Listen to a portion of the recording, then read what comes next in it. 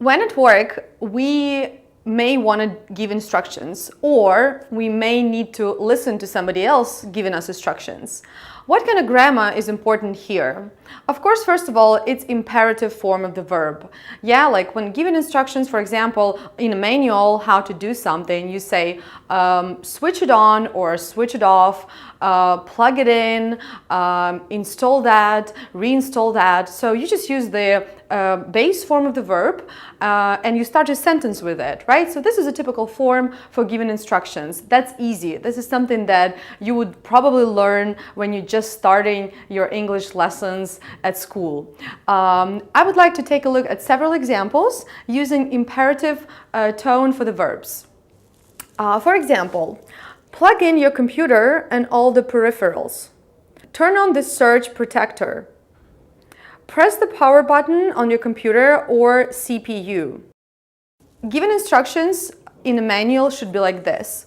However, for example, when you want to personally tell somebody how to do something, this can be one of the ways to do it. But also, for example, if you want to be more polite and depending who you're talking to, let's say you're talking to a client, definitely you don't want to sound unprofessional, just like kind of very aggressively or straightforward telling him what to do. In this case, I wouldn't use imperative, and I will tell you why.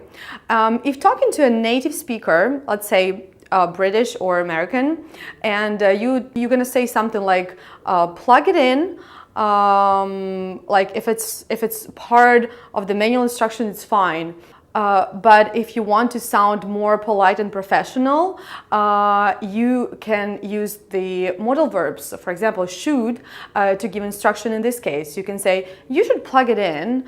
Or, for example, if you are giving some instruction or telling what to do in an email, let's say, right? There are other ways to express that. For example, you can say, it would be a good idea if you could plug it in, and you continue your idea here, right? So be careful, specifically for emailing, right? You should be aware of polite phrases and you should be using them every time you are telling somebody what to do, especially when we're talking about clients or superior colleagues, for example. I have encountered many examples when Ukrainian developers were using a very straightforward tone in their emails or during the meetings. And of course, it's okay. People still understand you.